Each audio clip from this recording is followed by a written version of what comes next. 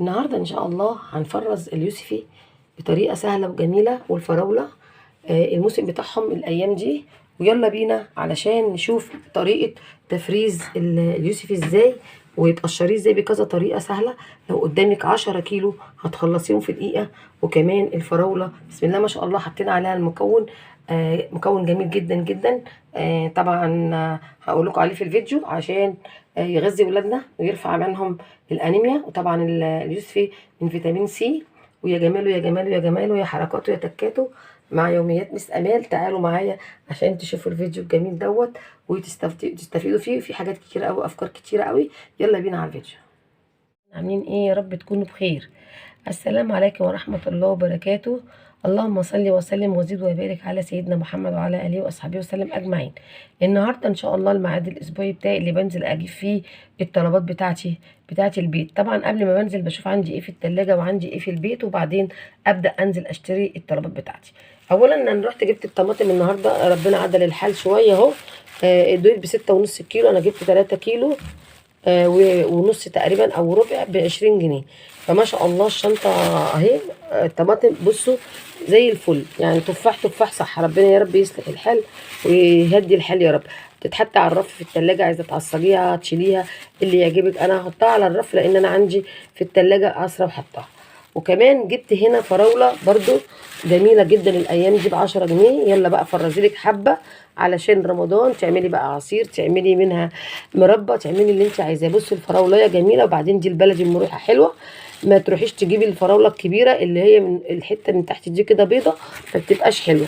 ده انا جبت برضو هنا الكيلو كان ب10 جنيه، رحت جبت 2 كيلو ب20 جنيه. قلت انضفها بقى ونعمل عصير كده ونشيل كده كيسين لرمضان. عودي نفسك كل ما تنزلي تجيبي حاجه ابقي شيلي كيسين كده عصير في التلاجة ينفعوكي.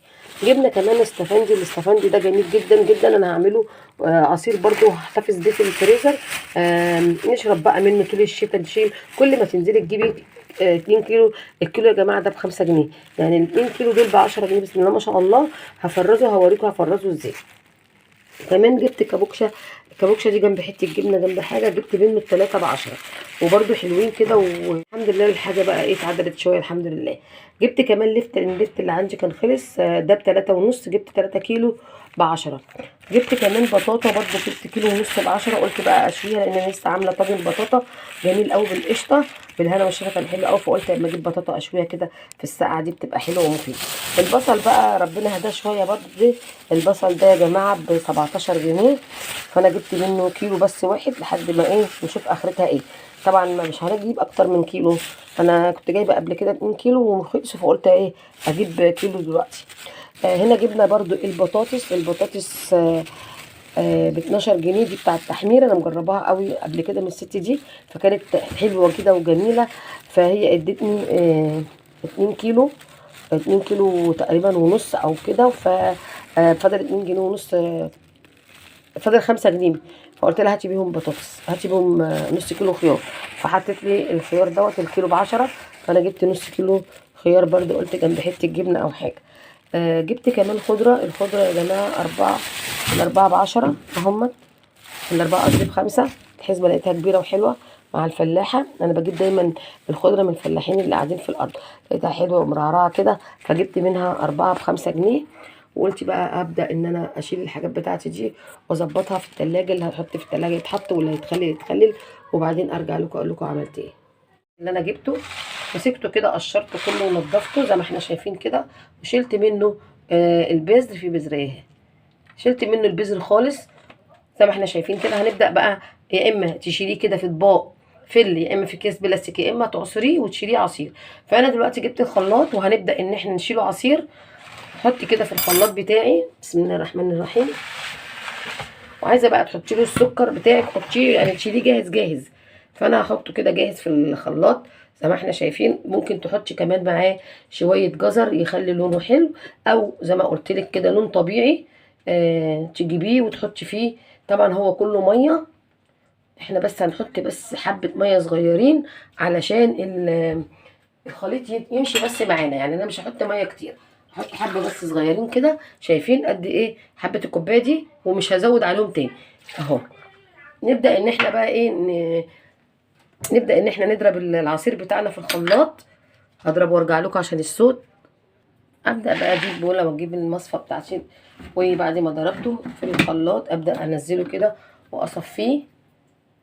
زي ما قلت لك، عايزه تحطي معاه حبه جزر حطي عشان يبقى لونه حلو، عايزه تحطي لون طبيعي من اللي هو الصحي ده حطي، عايزه تسيبيه كده عادي برده مش هقول لا.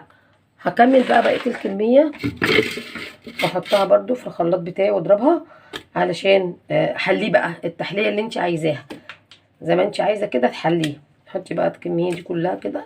انا سبت شويه عصير في الخلاط علشان ما ازودش ميه تاني.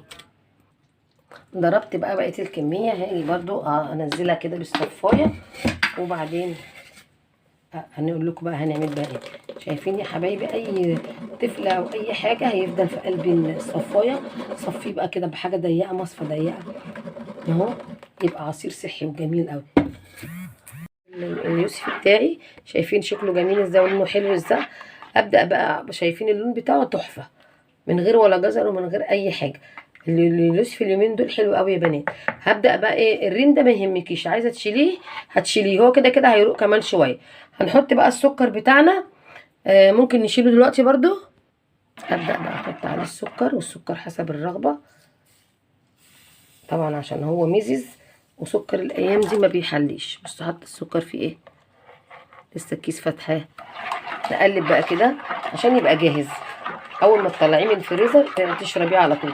وخلي بالكم ان شاء الله هعمل لكم فيديو منفصل كيكه بكريمه المستفندي، هتبقى تحفه وجميله ان شاء الله. هنزلها لكم في فيديو منفصل عشان ما اطولش عليكم. شوفي بقى، انت لو بتحبي الحاجه مسكره سكريه، بتحبي متوسطه براحتك. كده السكر بتاعه مظبوط. وطبعا ده يوسفي خام شايفين اهو. ممكن بقى تحطيه في قوالب مثلا في الفريزر، قوالب التلج، ولو جالك ضيف ولا حاجه تطلعي القالب وتحطي عليه شويه سكر تاني وشويه ميه ساقعه وتقدميه له، يبقى زي الفل. هصبه لكم بقى واوريه لكم واقول لكم ازاي انا هخزنه. وكده العصير بتاعي خلص، هوريكم بقى. بسم الله الرحمن الرحيم. شايفين اللون والقوام بتاعه جميل جدا وتحفه ومغذي، ويعني شكله كده جميل وطعمه اروع. مفيش بقى حلاوه اجمل من كده. ويا ريت ان انت تجيبي لي ولادك في الايام دي وتعملي. طبعا انا هعمل ايه بقى، انا هجيب كيسين عشان الاذان اذن فالفيديو فصل. زي ما احنا شايفين اهوت برضو، والفيديو فصل مني. تليفون رن وراح. لما كنت بفصصه بوريكم ازاي نطلع البذر، برضو الحته دي راحت مني فسامحوني بقى. فتحطي بقى كده عشان ان شاء الله هعمل بواحد مهلبيه واحطها على كيكه الاستفندي تبقى جميله جدا. وده مثلا تشربيه عصير. وزي ما احنا شايفين ادي المنتج بتاعنا النهارده جميل اهو. يا رب يكون عجبكم وتشيروا لاصحابكم عشان تستفيدوا. وموسم الاستفندي رائع تحفه اهو زي ما احنا شايفين. ايه رايكم؟ شوف بقى هنعمل ايه تاني. لسه طبعا انا كنت جايبه فراوله، ولسه برضو هعمل الفراوله واوريها لكم. استنوني ما تروحوش في اي حته. حطها زي ما احنا شايفين كده قطع. ابدا بقى احط عليها السكر كده. ممكن بقى لو انت هتعملي مربى تحطي عليها السكر وتسيبيها كده في التلاجة يوم، وتاني يوم تبداي تعملي فيها تحطيها على النار. انا لا، انا مش هحطها على النار، انا مش هعملها، انا هعملها عصير زي ما احنا شايفين كده. فانا عندي هنا كان بنجر عشان الانيميا، انا جايباه وسلقاه واخده الميه بتاعته. فهو طبعا عشان كان البرطمان متلج في الفريزر وانا عايزه اعمل الفراوله فحطيت عليه شويه ميه. هاخد بقى الميه بنجر دي واحطها على الفراوله بتاعتي عشان اضربها في الخلاط. شايفين البنجر بقى، طبعا البنجر مفيد جدا جدا وميته جميله. فانا كده مش هزود تاني اي ميه على الفراوله خلاص كده. شايفين البنجر انا حطاه اهو عشان كان صحيح، فانا اسيبها بقى مع السكر مع نفسها كده وتشرب ميه البنجر، وبعدين ابدا ان انا اضربها في الخلاط واوريها لكم اهو. هضربها في الخلاط بقى تاني، هضربها ضربه كده بس مش قوي عشان يبقى في حتت فراوله وارجع لكم. ضربناها اهو بقى في الخلاط. هبدا ان انا برضو اقدم العصير بتاعي اهو. وعايزه بقى تحطيه في الفريزر كده، تقدمي كده بسم الله ما شاء الله على اللون والحلاوه والطعم. طبعا موسم الفراوله دلوقتي وموسم البرتقال وموسم الاستفندي ما شاء الله، الفاكهه كتيره في السوق. واتفضلوا شوفوا العصير بتاعنا اللي احنا عملناه النهارده اللي هو اليوسفي والفراوله احلى عصير النهارده كده بالصلاه على النبي. طبعا غذي الولاد بقى واكليهم وشربيهم عشان الامتحانات، وقدمي لهم كده حاجه تبسطهم زي ما احنا شايفين. احلى عصير النهارده فريش من غير اي مواد حافظه، نحافظ على اولادنا في ايام الامتحانات.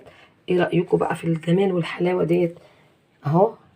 يا رب بقى يكون الفيديو عجبكم، ما تنسونوش في اللايك والشير مع يوميات مس امال ومنوعات ومشروعات مس امال. تشتركوا في القنوات يا حبايبي وتدعموني وتقولوا لي ايه رايكم، وجربوا العصير دوت، وجربوا الاستفندي بالذات. وفرزيه ده الكيلو ب5 جنيه، ودي الفراوله الكيلو ب10 جنيه. يعني هتملي تلاجتك طالما بقى الحاجه غاليه خضار ولحمه، لا نملاها بقى فاكهه. غذي ولادك بالفاكهه، بديل الايه، بديل اللحوم والاسماك والحاجات الغاليه دي. فيبقى ما يبقاش من هنا وهنا، لا غذي ولادك ويأكليهم فاكهه. برضو الفاكهه جميله جدا ومفيده.